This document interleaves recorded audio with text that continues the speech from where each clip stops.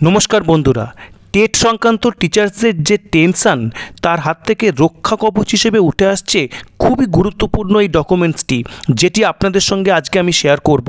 এবং এই একটি মাত্র ডকুমেন্টসের ভিত্তিতে সারা ভারতবর্ষের শিক্ষক শিক্ষিকারা তাদের কর্ম থেকে বিচ্যুত হওয়ার যে সম্ভাবনা তৈরি হয়েছে বা আশঙ্কা করছেন, সেই টেনশনের হাত থেকে রক্ষা পাবেন।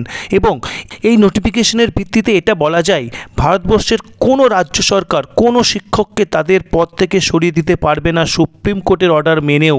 এবং যদি সেটি করতে যায়, তার সম্পূর্ণ দায়ভার সেই রাজ্য সরকারের উপর ন্যস্ত হবে।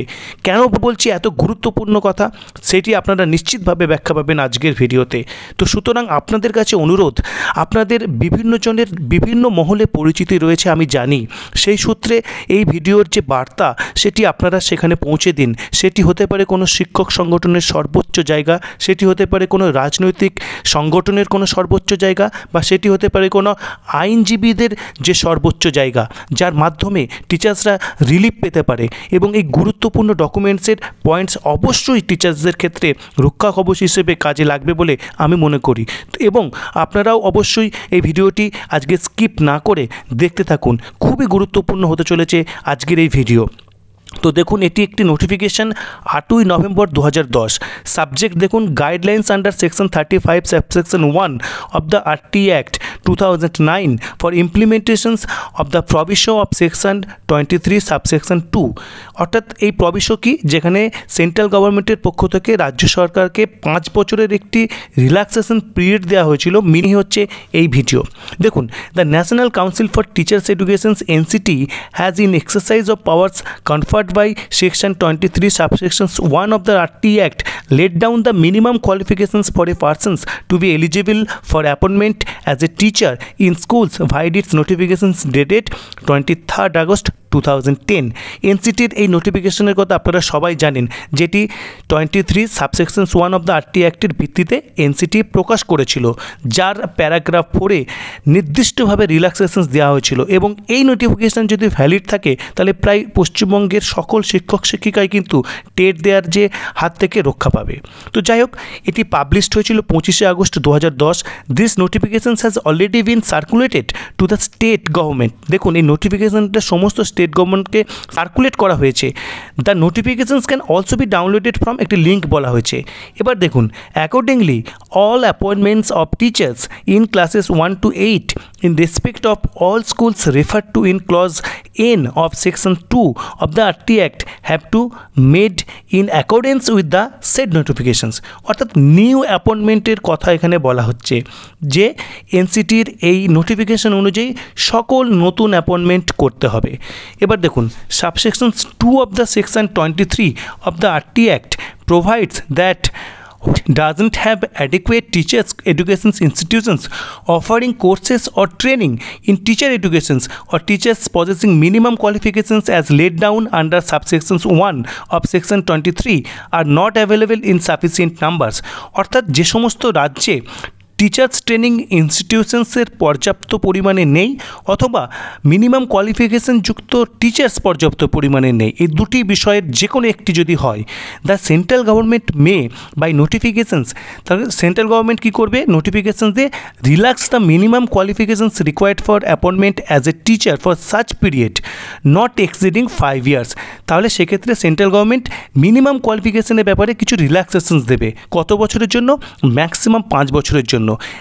এরপর আমরা চলে আসছি যে third point, in order to enable the central government to provide relaxations under subsections 2 of section 23 to a state, it is considered necessary to obtain relevant informations state government relating to demand of teachers and availability or supply of qualified persons who are eligible for appointments as a teacher. Accordingly, a state government with intents to seek relaxations under these said subsections would be required to make a request to the central government by providing the following information। অর্থাৎ কোনো রাজ্য সরকার যদি এই subsection 2 অনুযায়ী 23 সেকশনের রিল্যাক্সেশনস চাই, তাহলে তাদের একটি নির্দিষ্ট পদ্ধতিতে আবেদন করতে হবে সেন্ট্রাল গভর্নমেন্টের কাছে। তা কী কী পদ্ধতি, এখানে কী কী পয়েন্টস বলা হচ্ছে দেখুন। কোয়ান্টিটেটিভ ইনফরমেশনস, তথ্যগত ইনফরমেশন চাওয়া হচ্ছে as per the format prescribed in annexure to this guidelines. অর্থাৎ পয়েন্ট কী বলছে, নেচার অফ রিল্যাক্সেশন শর্ট, কী ধরনের রিল্যাক্সেশন চাইছে সেটি উল্লেখ করতে হবে। সেপারেটলি করতে হবে, ক্লাস 1 থেকে 5-এর জন্য আলাদা এবং 6 থেকে 8-এর জন্য আলাদা, অ্যালং উইথ জাস্টিফিকেশানস, এবং জাস্টিফিকেশানও সেখানে দিতে হবে। 3 নম্বর পয়েন্ট দেখুন, the time period for which relaxation is short, কোন টাইমের জন্য এই রিল্যাক্সেশন চাওয়া হচ্ছে। দেখুন 4 নম্বর পয়েন্টে কী বলা হচ্ছে, the manner in which and the time period within which the state government would enable teachers appointed with relaxed qualifications to acquire the prescribed qualifications. তাহলে সেই সময়টাই চাইতে হবে যে সময়ের মধ্যে যে রিল্যাক্সড কোয়ালিফিকেশানযুক্ত টিচার্সদের অ্যাপয়েন্টমেন্ট হয়েছে তাদের যে মিনিমাম যে কোয়ালিফিকেশানস সেটি স্টেট গভর্নমেন্ট অর্জন করিয়ে দেবে। এটি গেল নতুন অ্যাপয়েন্টমেন্টের কথা। এবার একেবারে রক্ষা কবচের মূল পয়েন্টে চলে আসছে আমরা। পয়েন্ট দেখুন, the manner in which and the time period within which the state government would enable existing teachers, একদম খেয়াল করুন, এক্সিস্টিং টিচার্স, অলরেডি টিচার্স যারা রয়েছেন, not possessing the prescribed qualifications to acquire the prescribed qualifications.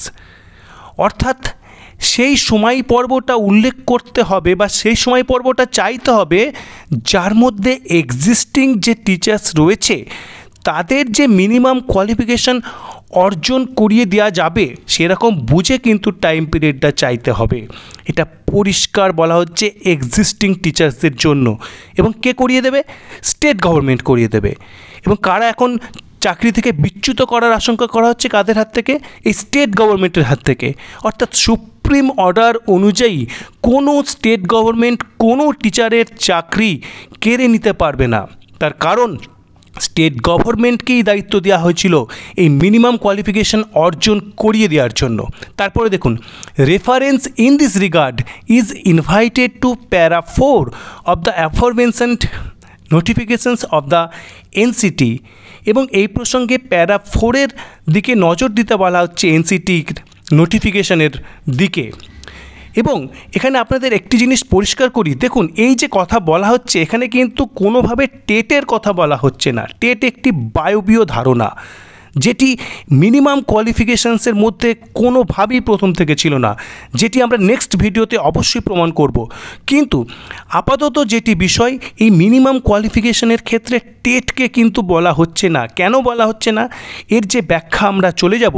Reference in this regard is invited to para 4 of the aforementioned notification of the NCT. তো সেখানে আমরা চলে যাব। এবার আমরা এনসিটির অ্যাফরমেনশন যে নোটিফিকেশনের 4 নম্বর প্যারাগ্রাফের দিকে নজর দেওয়ার কথা বলা হলো। এই আগের যে নোটিফিকেশান সেই 4 নম্বর প্যারাগ্রাফে চলে এসেছি 23/8/2010-এর নোটিফিকেশানে, যেটি এনসিটি পাবলিশ করেছিল। কী দিকে নজর দিতে বলছে, কোন ট্রেনিং করানোর জন্য এই দিকে নজর দিতে বলছে, সেই প্রশ্নই আপনাদের সঙ্গে এবার শেয়ার করব। দেখুন এই 4 নম্বর প্যারাগ্রাফ বলছে, teacher appointed before the date of this notification, অর্থাৎ এই 23/8/2010-এর আগে যাদের নিয়োগ হয়েছে তাদের জন্য। The following categories of teachers appointed for classes 1 to 8 prior to date of this notifications need not acquire the minimum qualification specified in para 1 above. অর্থাৎ এদের এই স্পেসিফাইড কোয়ালিফিকেশানস অর্জন করতে হবে না, পরিষ্কার বলা হয়েছে। প্রথম কাদের? যারা 3 সেপ্টেম্বর 2001-এর পর থেকে নিয়োগপ্রাপ্ত হয়েছেন এবং তাদের যে নিয়োগ প্রক্রিয়া 2001-এর এনসিটি গাইডলাইন্স অনুযায়ী হয়েছিল, অর্থাৎ মিচিমিচি কিছু হয়নি, তাদেরও অ্যাপয়েন্টমেন্ট হয়েছে এনসিটির যে গাইডলাইন্স 2001 তার ভিত্তিতেই কিন্তু হয়েছে, তাদের পুরো রিল্যাক্সড করা হচ্ছে।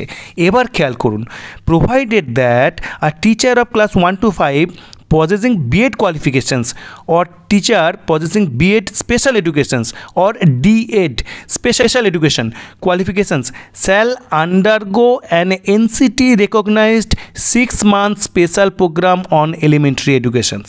অর্থাৎ যাদের B.Ed রয়েছে এই ধরনের প্রাইমারি টিচার্সদের 6 মাসের একটি স্পেশাল প্রোগ্রাম করতে হবে। এই যে করতে হবে বলা রয়েছে, এই দিকেই নজর দেওয়ানো হয়েছে যে কে করাবে? স্টেট গভর্নমেন্ট করাবে। সুতরাং তাদের ক্ষেত্রে বলা হচ্ছে যে আপনাদের এক্সিস্টিং টিচার্সদের যে যোগ্যতা সেটি তৈরি করিয়ে দিতে হবে এই রিল্যাক্স টাইমসের মধ্যে।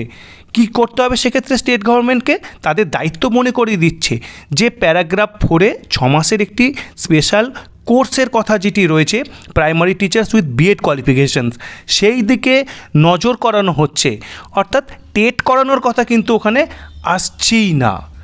এবার বাকি যে পয়েন্টসগুলো আপনারা জানেন যে যাদের বিএড এবং 6 মাসের কোর্স রয়েছে তাদেরও এখানে এক্সেম্পট করা হয়েছে, আর 2001-এর আগে যাদের নিয়োগ তাদের তো অবশ্যই এক্সেম্পট করা হয়েছে। তো চলুন এবার ফিরে যাই সেই মূল অর্ডারে। তাহলে যেটি দাঁড়ালো, আমরা আরেকবার যদি এই মেন যে রক্ষা কবচের পয়েন্ট যেটি ব্লু কালারে আমরা হাইলাইট করেছি সেটি যদি একবার লাস্ট দেখে নিই, the manner in which and the time period within which the state government would enable existing teachers, অর্থাৎ এই টাইমের মধ্যে স্টেট গভর্নমেন্ট এনেবেল করবে এক্সিস্টিং টিচার্সদেরকে not possessing the prescribed qualifications to acquire the prescribed qualifications, যাদের যে prescribed qualification নেই তাদেরকে অ্যাকোয়ার করতে স্টেট গভর্নমেন্ট সাহায্য করবে। Reference in this regard is invited to para 4 of the aforementioned notifications of the NCT, অর্থাৎ 6 মাসের কোর্স করাতে হবে সেটি ঘুরিয়ে বলছেন, অর্থাৎ ওই প্যারাগ্রাফের দিকে নজর দিতে বলছেন। তার মানে এটা কখনোই নয় যে সেখানে টেটের কথা বলছে, কারণ প্যারাগ্রাফ 4-এর টেটের কোনো বিষয়ই নেই। যেটি আমি প্রথম থেকে বলে আসছি, এই যে মিনিমাম কোয়ালিফিকেশান, প্রেসক্রাইবড কোয়ালিফিকেশানস, এর মধ্যে টেট নেই। টেট একটি বায়বীয় ধারণা এবং TET is a condition not a qualification. দেখুন 4 নম্বর পয়েন্টে মারাত্মক কথা বলা রয়েছে, the condition of passing TET will not be relaxed by the central government. কেন রিল্যাক্স করবে না সেন্ট্রাল গভর্নমেন্ট? যেখানে 8টি বলে দিয়েছেন মিনিমাম কোয়ালিফিকেশানস যাদের নেই সেক্ষেত্রে 5 বছরের রিল্যাক্সেশনস দিতে হবে। তাহলে সেন্ট্রাল গভর্নমেন্ট কেন বলছে টেটের এই কন্ডিশনটাকে রিল্যাক্সড করবে না? কারণ এটি মিনিমাম কোয়ালিফিকেশনের মধ্যে আলাদাভাবে পড়ছেই না সেই সমস্ত টিচার্সদের ক্ষেত্রে যারা আগে নিয়োগ প্রাপ্ত হয়েছেন। এটি একটি এলিজিবিলিটি টেস্ট, যে এলিজিবিলিটি টেস্ট আগের টিচার্স তারা অবশ্যই দিয়ে এসছেন, নির্দিষ্টভাবে দিয়ে এসছেন, নির্দিষ্ট নাম্বারের ভিত্তিতে, নির্দিষ্ট সিলেবাসের ভিত্তিতে দিয়ে এসছেন, এবং সেখানে 100 জনের মধ্যে 2 জন, 3 জন, 5 জন এরকম চাকরি পেয়েছেন, এই যোগ্যতা মান অর্জন করে তারা চাকরিতে এসছেন। তাহলে সেক্ষেত্রে টেট কিন্তু এখানে মিনিমাম কোয়ালিফিকেশান হিসেবে ট্রিটেড কেউই করেনি, না তো সেন্ট্রাল গভর্নমেন্ট না তো স্টেট গভর্নমেন্ট। কাদের জন্য করেনি? যারা ইন সার্ভিস টিচার্স তাদের জন্য করেনি। যদি করা হতো তাহলে এই যে পয়েন্ট তার ভিত্তিতে সমস্ত স্টেট গভর্নমেন্ট ইন সার্ভিস টিচার্সদের টেট করাতো বা নোটিফিকেশান দিত। একটা নোটিফিকেশান দেখান যেখানে সেন্ট্রাল গভর্নমেন্ট বা স্টেট গভর্নমেন্ট বলছে ইন সার্ভিস টিচার্সদের টেট কোয়ালিফাই করতে হবে। সুতরাং আপনাদের নিশ্চিতভাবে বলতে পারি এই নোটিফিকেশনের ভিত্তিতে কোনো স্টেট গভর্নমেন্ট কোনো টিচারকে যে ভলেন্টারি রিটায়ারমেন্ট সেদিকে নিয়ে যেতে পারবে না, কারণ দায়ভার সম্পূর্ণ সমস্ত স্টেট গভর্নমেন্টের এবং সেন্ট্রাল গভর্নমেন্টের, যারা এই বিষয়টির মাথায় রয়েছেন। সুতরাং একেবারে নিশ্চিন্ত থাকুন এবং এই ভিডিওর যে বার্তা সেটি দয়া করে আপনারা সর্বোচ্চ লেভেল পর্যন্ত পৌঁছে দেওয়ার চেষ্টা করুন।